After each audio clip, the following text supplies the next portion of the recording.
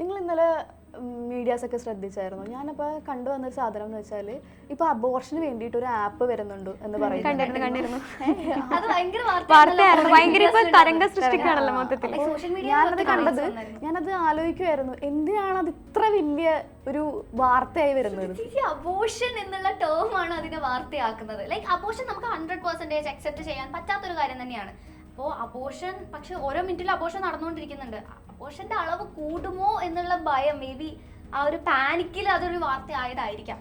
അങ്ങനെ ഒരു പോസിബിലിറ്റി ഉണ്ട്. പക്ഷേ അബോർഷൻ ഒരിക്കലും പ്രൊമോട്ട് ചെയ്യാണെന്ന് നമുക്ക് കംപ്ലീറ്റ് ആയിട്ട് പറയാൻ പറ്റില്ല. കാരണം എന്താ വെച്ച് കഴിഞ്ഞാൽ എല്ലാ ഫീൽഡിലും ഇപ്പോൾ ഡെവലപ്മെന്റ്സ് വന്നുകൊണ്ടിരിക്കുന്ന ഒരു സമയമാണ്. അപ്പോൾ അബോർഷൻ്റെ ആ ഒരു സ്റ്റെപ്പ് അല്ലെങ്കിൽ ആ ഒരു പ്രോസസ്സ്, എൻറ്റയർ പ്രോസസ്സിനെ തന്നെ വളരെ എളുപ്പമാക്കാനുള്ള ഒരു മാർഗമായിട്ട് ഇതിനെ കണ്ടാൽ മതി. അബോർഷന് പോസിറ്റീവും നെഗറ്റീവ്സും ഉണ്ട്.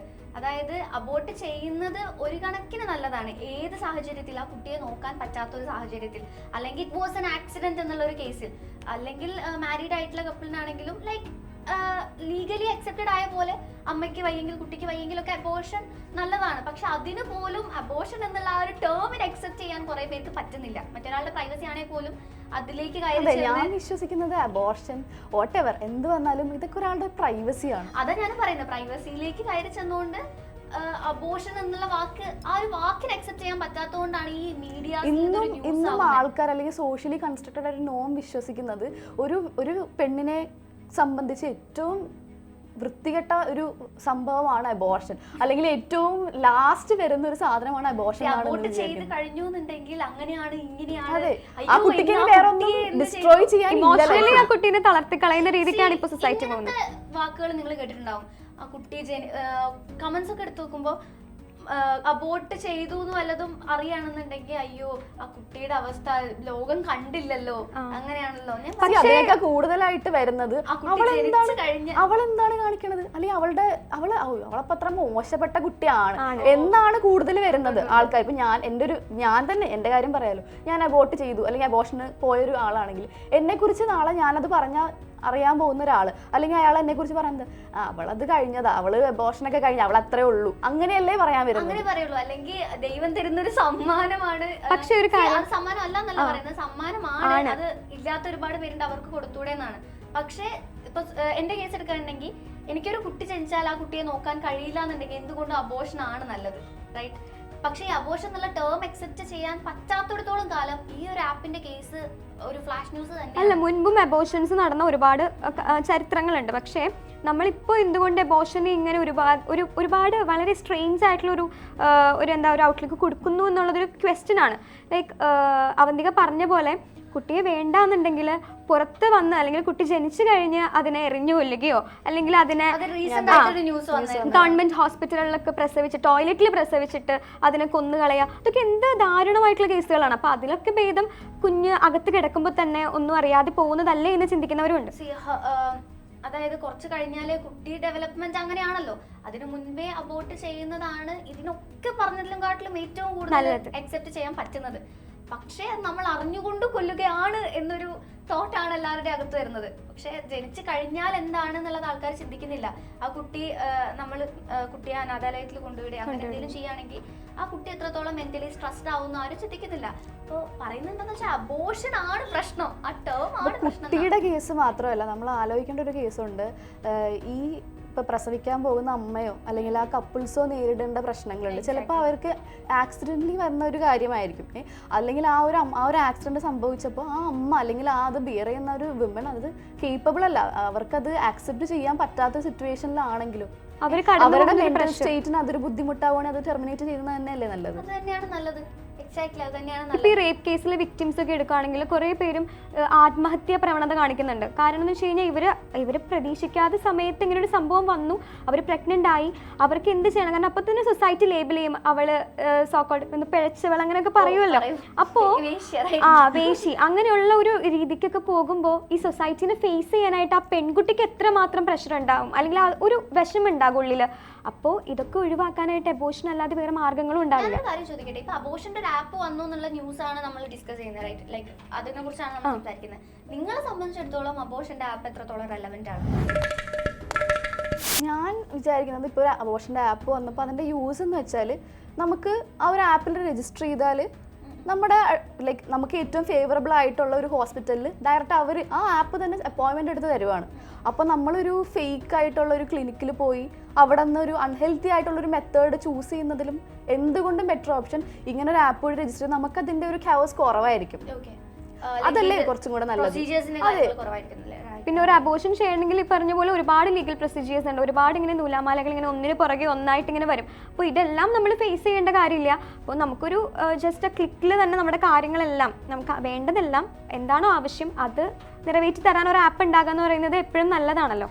ഞാൻ എൻ്റെ ഒരു ഒപ്പീനിയൻ പറഞ്ഞോട്ടെ. ലൈക്ക് ഇപ്പൊ പറഞ്ഞതെല്ലാം ഞാൻ അക്സെപ്റ്റ് ചെയ്യുന്നു. ആപ്പിന്റെ റെലവൻസി നോക്കുകയാണെന്നുണ്ടെങ്കിൽ ഇറ്റ്സ് ഗുഡ്. അങ്ങനെ ഒരു ആപ്പ് വരുന്നത് എന്തുകൊണ്ടും നല്ലതാണ്. നമ്മൾ സുചേച്ചി പറഞ്ഞ പോലെ ഇപ്പോൾ ഒരുപാട് ക്ലിനിക്കിൽ പോയിട്ട് അബോർട്ട് ചെയ്ത് പിന്നീട് അതൊരു ഹെൽത്ത് ഇഷ്യൂ ആവുക അല്ലെങ്കിൽ മരണം വരെ സംഭവിച്ച കേസസും ഉണ്ടായിട്ടുണ്ട്. അതുപോലെ പൈസയ്ക്ക് വേണ്ടി മാത്രം സോക്കോൾ ക്ലിനിക്സ് അക്സെപ്റ്റ് ചെയ്യുന്നുണ്ട്. ഇപ്പോൾ ഹെൽത്ത് നോക്കുന്നില്ല, ഇത്ര എമൗണ്ട് കിട്ടും ഈ ഒരു കേസ് അറ്റൻഡ് ചെയ്താൽ എന്ന് വിചാരിച്ചിട്ട് ക്ലിനിക്കിൽ അക്സെപ്റ്റ് ചെയ്യുന്നുണ്ട്. പിന്നെ ഇതൊരു ആക്സിഡന്റൽ അല്ലെങ്കിൽ റേപ്പ് വിക്ടിമിന്റെ ഒക്കെ ആണെങ്കിൽ അത് മാത്രമല്ല, ഇത് ഈ ഒരു അവസ്ഥയെ ചൂഷണം ചെയ്യുന്ന ഡോക്ടേഴ്സ് വരെ ഉണ്ട്. ഡോക്ടേഴ്സ് ആയാലും ഹോസ്പിറ്റൽ മാനേജ്മെന്റ് ആയാലും അങ്ങനത്തെയും ഉണ്ട്, ഇല്ല എന്ന് പറയാൻ പറ്റില്ല. എന്റെ ഒരു ഡൗട്ടാണ്, ലൈക്ക് ആപ്പ് നിലവിൽ വന്നിട്ടില്ല, വരുന്നുള്ളതാണ് ന്യൂസ് വന്നുകൊണ്ടിരിക്കുന്നത്. എന്റെ ഒരു ഡൗട്ട് ഇത്രയേ ഉള്ളൂ. നമ്മൾ ഈ സൊമാറ്റോ സ്വിഗ്ഗി ഒക്കെ ഉണ്ടല്ലോ, നമുക്ക് വേണ്ട ഫുഡ് നമുക്ക് ഓർഡർ ചെയ്യാല്ലേ, നമ്മൾ ഫസ്റ്റ് എന്താ നോക്കുക? വേണ്ട, ഗൂഗിളിൽ റിവ്യൂസ് നോക്കുമ്പോൾ നമ്മൾ എന്താ നോക്കുക? ഏറ്റവും ബെസ്റ്റ് ആയിട്ടുള്ള റിവ്യൂ കൊടുത്തിരിക്കുന്നത് 5 സ്റ്റാർ കിട്ടിയ ഹോട്ടലിലെ ഫുഡ് ദ ബെസ്റ്റ് ഫുഡ്. 4 സ്റ്റാറിലെ okay kind of best, next average, below average, poor food. So single star ഉള്ള ഹോട്ടലിൽ നിന്ന് നമ്മൾ ഫുഡ് മേടിക്കുമോ? ഞാനാണ് മേടിക്കില്ല. ലൈക്ക് ഒരു പരീക്ഷണത്തിന് വയ്യ, എനിക്കിപ്പോൾ നല്ല ബിരിയാണി കഴിക്കാൻ തോന്നുന്നുണ്ട്. സോ ഒരു സിംഗിൾ സ്റ്റാർ ഉള്ള ഹോട്ടലിൽ നിന്ന് ഞാൻ ബിരിയാണി ഓർഡർ ചെയ്യില്ല. സെയിം കാര്യമായിരിക്കും ഈ ഒരു ആപ്പിൽ നടക്കുക. അടുത്തുള്ള ഹോസ്പിറ്റല് ഈ ഒരു ഹോസ്പിറ്റലാണ്. ഇപ്പം അവന്തിക്ക് അതിന് വേറൊരു സൈഡുണ്ട്. ഇപ്പം നമ്മൾ കൊച്ചിയിൽ തന്നെ പറയാം. കൊച്ചിയിൽ എടുക്കുകയാണെങ്കിൽ ഇപ്പം നമ്മളൊരു ആപ്പ് യൂസ് ചെയ്യുവാണ്, നമ്മൾ നോക്കുവാണ്, നമുക്കറിയാം ഏതൊക്കെ നല്ല ഹോസ്പിറ്റൽസ് ആണ് നമുക്ക് അവിടെ അവൈലബിൾ ഉള്ളതെന്ന്. ഇത്ര പ്രസ്റ്റീജിയസ് ആയിട്ടുള്ള, ഞാൻ പേരെടുത്ത് പറയുന്നില്ലെങ്കിലും ഇത്ര ഹോസ്പിറ്റൽസ് ഉണ്ട് കൊച്ചിയിൽ.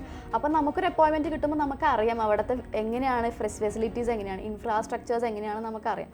അത് കുറച്ച് ബോധപൂർവം ആലോചിച്ചാൽ കിട്ടാവുന്ന ഒരു കാര്യമല്ല. ഞാൻ പറയട്ടെ, അബോർഷണൽ ബെസ്റ്റ് ഇന്ന ക്ലിനിക് ആണെന്ന് പറഞ്ഞ് ഒരു മെസ്സേജ് അല്ലെങ്കിൽ ടോപ്പ് ലിസ്റ്റിൽ ഒരു ക്ലിനിക്കിന്റെ പേര് വരികയാണ്. ആ ക്ലിനിക്ക് മേ ബി നമ്മൾ കേട്ടിട്ട് പോലും ഉണ്ടാവില്ല. പക്ഷേ ചില ആൾക്കാർ ആപ്പ് നിലവിൽ വന്നു കഴിഞ്ഞാൽ 100% എടുക്കുകയാണെങ്കിൽ അതിലൊരു വേണ്ട 50 വേണ്ട, ഒരു 30% ആൾക്കാരെങ്കിലും ഈ സ്റ്റാറിന്റെ എണ്ണം കണക്കാക്കിയിട്ട് ഞാൻ പറഞ്ഞ പോലെ മേ ബി പോവാൻ ചാൻസസ് ഉണ്ട്. സോ ഈ ആപ്പിലേക്ക് രജിസ്റ്റർ ചെയ്യുന്ന ഹോസ്പിറ്റൽസിന് റേറ്റിംഗ് ഇത്ര ബാക്കിയുള്ളവരെ കൊണ്ട് റിവ്യൂ ചെയ്യിപ്പിക്കുക, ലൈക്ക് ഒരു അക്കൗണ്ട് ക്രിയേറ്റ് ചെയ്ത് റിവ്യൂ ഇടുക എന്ന് പറഞ്ഞാൽ ഈസി ആയിട്ടുള്ള ഒരു ടാസ്ക് ആണ്, വലിയ ബുദ്ധിമുട്ടുള്ള കാര്യമല്ല. സോ അറിയുന്ന ഒരു 50 പേരെങ്കിലും റിവ്യൂ ഇട്ട് കഴിഞ്ഞാൽ ആ സ്റ്റാറിന്റെ എണ്ണം കൂടി, ഓക്കെ, റിവ്യൂവിന്റെ എണ്ണം കൂടി. സോ ബേസിക്കലി ആ ഒരു ആപ്പിൽ ടോപ്പിൽ വരുന്നത് ഈ റിവ്യൂസ് കയറി വന്ന ഹോസ്പിറ്റൽ അല്ലെങ്കിൽ ക്ലിനിക്കിന്റെ പേരായിരിക്കും. ഇത് മിസ്ലീഡ് ചെയ്യില്ലേ എന്നാണ് ഞാൻ ചോദിക്കുന്നത്. എൻ്റെ ഒരു ഡൗട്ടാണ്. പക്ഷേ നമ്മൾ ഇപ്പം സൊമാറ്റോയിൽ ഇത്ര റേറ്റിംഗ് കാണിച്ചാൽ നമ്മൾ ഇപ്പോഴും സൊമാറ്റോ യൂസ് ചെയ്യുന്നില്ലേ? യൂസ് ചെയ്യുന്നുണ്ട്. പക്ഷേ ഞാൻ സൊമാറ്റോ ആയിട്ട് കമ്പയർ ചെയ്തെങ്കിലും ആഫ്റ്റർ ഓൾ അത് ഫുഡാണ്, ഭക്ഷണം കഴിക്കുന്ന അതൊരു കൺസേൺ ആണ്. ടെർമിനേഷൻ എന്ന് പറയുന്നത് അത് കമ്പയർ ചെയ്യാം. അങ്ങനെയല്ല, ഞാൻ ചെയ്തത് എന്താന്ന് വെച്ചാൽ ആപ്പില് ഹോട്ടൽസ് ഫ്രണ്ടിൽ നിൽക്കുന്ന പോലെ ഹോസ്പിറ്റൽസിനും ഫ്രണ്ടിലേക്ക് വരാനുള്ള സാധ്യത കൂടുതലാണ്. ഓക്കെ, സോ ഫേക്ക് ആയിട്ടുള്ള റിവ്യൂസ് കൊടുക്കുക, ഫേക്ക് ആയിട്ടുള്ള സ്റ്റാർസ് കൊടുക്കുക എന്നാണെന്നുണ്ടെങ്കിൽ ക്ലിനിക്സ് ഒബ്വിയസ്ലി ഫ്രണ്ടിലേക്ക് വരും. ഇല്ലാന്നുണ്ടെങ്കിൽ ആഫ്റ്റർ ഓൾ ഇത് ബിസിനസ് ആയിട്ട് കണക്കാക്കുന്ന, നേരത്തെ നമ്മൾ പറഞ്ഞു ചൂഷണം ചെയ്യുന്ന ഡോക്ടേഴ്സ് ഉണ്ട്, ക്ലിനിക്സ് ഉണ്ട്, അല്ലെങ്കിൽ പൈസയ്ക്ക് വേണ്ടി മാത്രം ഹെൽത്ത് നോക്കാണ്ട് അബോർട്ട് ചെയ്യുന്ന ക്ലിനിക്സും ഉണ്ട്. ഇവരിതൊരു ബിസിനസ് ആയിട്ട് ഏറ്റെടുക്കുകയാണെങ്കിൽ കുറച്ച് എമൗണ്ട് ഈ ഒരു ആപ്പിൽ കൊടുത്തിട്ട് ഇവരുടെ ഹോസ്പിറ്റൽ ഫ്രണ്ട് ലിസ്റ്റിൽ, സജഷൻ ലിസ്റ്റിൽ എത്തിക്കഴിഞ്ഞാൽ ഇവിടേക്ക് ഒരുപാട് പേര് പോകും. ലൈക്ക് ഒരു 30% ആൾക്കാർ പോകും, അവരെ മിസ്ലീഡ് ചെയ്യാൻ ആക്ച്വലി. അപ്പൊ അതൊരു നെഗറ്റീവ് സൈഡ് തന്നെയല്ലേ ഈ ഒരു ആപ്പിൽ. അങ്ങനെ നമ്മൾ നോക്കിക്കൊണ്ടിരുന്ന ഒന്നും നടക്കില്ലല്ലോ. അതില്ല, നമുക്കിപ്പോൾ ഈ ഒരു ആപ്പ് വരുന്നു എന്ന് പറയുമ്പോൾ അത്രയും നല്ലൊരു ഇതാണ്. നമുക്ക് ഈസി ആയിട്ട് പോയി ചെയ്യാം. അപ്പോൾ എന്തൊരു കാര്യത്തിനാണെങ്കിലും അതിൻ്റെ പോസിറ്റീവ്സും നെഗറ്റീവ്സും ഉണ്ടാവും. അപ്പം നമ്മൾ നോക്കേണ്ടത് എന്താണെന്ന് വെച്ചാൽ അതിന് എത്രത്തോളം നമുക്ക് ട്രസ്റ്റ് വർത്തി ആണ് എന്ന് അന്വേഷിച്ചിട്ട് നമ്മൾ പോകുക. നമുക്ക് എത്രത്തോളം അവരെ സപ്പോർട്ട് ചെയ്യാൻ പറ്റും, അവർക്ക് എത്രത്തോളം നമുക്ക് ഇൻഫ്രാസ്ട്രക്ചർ പ്രൊവൈഡ് ചെയ്യാൻ പറ്റും, ഇതൊക്കെയാണ് നമ്മൾ അന്വേഷിക്കേണ്ടത്. എന്തൊക്കെ തന്നെയായാലും നമ്മുടെ ഹെൽത്താണ്, നമ്മളാണത് നോക്കേണ്ടത്. ഒരു പ്രൈവറ്റ് ഹോസ്പിറ്റലിൽ ഒരു നല്ലൊരു ഇൻഫ്രാസ്ട്രക്ചർ ഉണ്ട് എന്നുള്ളത് കൊണ്ട് മാത്രം അവിടെ നല്ലൊരു അബോർഷൻ ചെയ്യാൻ പറ്റിയൊരു അറ്റ്മോസ്ഫിയർ ആയിക്കോളണമെന്നില്ല. ലൈക്ക് നല്ലൊരു ഇൻഫ്രാസ്ട്രക്ചർ ഉണ്ട്, നല്ല അറ്റ്മോസ്ഫിയർ ആണ്, ബട്ട് അബോർഷന് പോകുന്ന ഒരാളുടെ മെന്റൽ ഹെൽത്ത് നോക്കിയിട്ടായിരിക്കില്ല മേ ബി അവിടെ അബോർട്ട് ചെയ്യുന്നുണ്ടാവുക. കാണുന്ന റിവ്യൂസ്, കേൾക്കുന്ന റിവ്യൂസ് പോലെ ആഫ്റ്റർ ഓൾ നമുക്ക് ചെയ്യാൻ പറ്റില്ല. സുചേച്ചി പറഞ്ഞ പോലെ അങ്ങനെ നോക്കിയിരുന്നാൽ ഒരു കാര്യം നടക്കില്ല. അബോർഷൻ ആപ്പ് ഒരു റെലവെന്റ് ആയിട്ടുള്ള ഒരു ആപ്പ് അല്ല എന്ന് ഒരിക്കലും ഞാൻ പറയില്ല. അബോർഷൻ 100% അക്സെപ്റ്റ് ചെയ്യാൻ പറ്റാത്തൊരു കാര്യമാണെങ്കിൽ പോലും ആ ഒരു ആപ്പ് നിലവിൽ വന്നു കഴിഞ്ഞാൽ നമുക്ക് വളരെ യൂസ്ഫുൾ ആണ്. ഓൾസോ നിലവിൽ വരണം എന്ന് തന്നെയാണ് എനിക്കും പറയാനുള്ളത്. പക്ഷെ ഇങ്ങനെ ഒരു പോയിന്റ് ആണ് എനിക്ക് മുന്നോട്ട് ഇതാണ് അതിന്റെ ഒരു നെഗറ്റീവ് സൈഡ്. ഞാൻ നോക്കിയെടുത്തോളം ഇതാണ് അതിന്റെ ഒരു നെഗറ്റീവ് സൈഡ് എന്ന് പറയുന്നത്. So basically app is good but it has some negative side. അപ്പോൾ നമ്മുടെ ഈ അബോർഷൻ്റെ ആപ്പ് വരുന്നത് തെറ്റാണെന്ന് പറയാൻ പറ്റില്ല എന്ന് പറഞ്ഞു. അപ്പോൾ ഈ അബോർഷൻ ആപ്പ് വരുന്നതോടുകൂടി അബോർഷൻ എന്നുള്ള പ്രോസസ്സ് കുറച്ചും കൂടി സൊസൈറ്റിക്ക് മുമ്പിൽ ഒരു കോമൺ ആയിട്ടുള്ള അല്ലെങ്കിൽ ഒരു കോമൺ ആയിട്ട് എളുപ്പത്തിൽ ചെയ്യാൻ പറ്റുന്ന ഒരു കാര്യം ഇങ്ങനെ ഒരു പ്രൊമോഷൻ എന്നുള്ള രീതിക്ക് മാറുമോ? അത് മാറാനുള്ള സാധ്യത കൂടുതലാണ്. ലൈക്ക് ഒരു ആപ്പ് വരുമ്പോൾ നമ്മളതിന് അഡ്വർടൈസ്മെന്റ് ഇതിലൊരു വലിയ ഭാഗമാണ്. ഒരു ആപ്പ് വരുമ്പോൾ അതിന് ഒരുപാട് ആഡ്സ് വരുന്നുണ്ട്. പക്ഷെ അബോർഷൻ്റെ ഒരു ആപ്പ് വരികയാണെങ്കിൽ സ്പെഷ്യലി നമ്മളൊരു ആഡ് കൊടുക്കേണ്ട ആവശ്യമില്ല. ന്യൂസിലൊക്കെ ഓൾറെഡി വന്നു കഴിഞ്ഞു. ലൈക്ക് ആപ്പ് നിലവിൽ വന്നിട്ടില്ല, അതിന് മുമ്പേ നമ്മൾ അറിഞ്ഞു ഇങ്ങനെ ഒരു ആപ്പ് ലോഞ്ച് ആവുന്നുണ്ട്. മീഡിയാസ് തന്നെ അതെടുത്തു. കാരണം നമ്മളെല്ലാവരും അബോർഷൻ എന്നുള്ള ആ ടേം നമ്മുടെ ഇടയിൽ കോമൺ അല്ല നിലവിൽ. സോ അതുകൊണ്ടാണ് നമുക്കത് കൂടുതൽ ആൾക്കാരിലേക്ക് അത് പെട്ടെന്ന് സ്പ്രെഡ് ആവുന്നത്. ഓക്കെ, സോ അബോർഷൻ എന്നുള്ള ടേം കോമൺ ആവാൻ സാധ്യത കൂടുതലാണ്. പക്ഷെ ഒരിക്കലും അബോർഷനെ നമ്മൾ 100% പ്രൊമോട്ട് ചെയ്യുന്നില്ല. അതിൽ തന്നെ നെഗറ്റീവും ഉണ്ട് പോസിറ്റീവും ഉണ്ട്. അബോർഷൻ എന്നുള്ള ടേം കോമൺ ആവുകയാണെന്നുണ്ടെങ്കിൽ ഈ മെന്റലി ഫ്രസ്ട്രേറ്റഡ് ആയിട്ടുള്ള ആൾക്കാർക്ക്, അല്ലെങ്കിൽ നേരത്തെ പറഞ്ഞ പോലെ അബോർഷൻ നീഡഡ് ആണെന്നുള്ള സാഹചര്യത്തിൽ പേടിക്കാതെ പോയി അബോർട്ട് ചെയ്യാം. അതാണ് ഒരു പോസിറ്റീവ്. നെഗറ്റീവ് എന്ന് പറഞ്ഞാൽ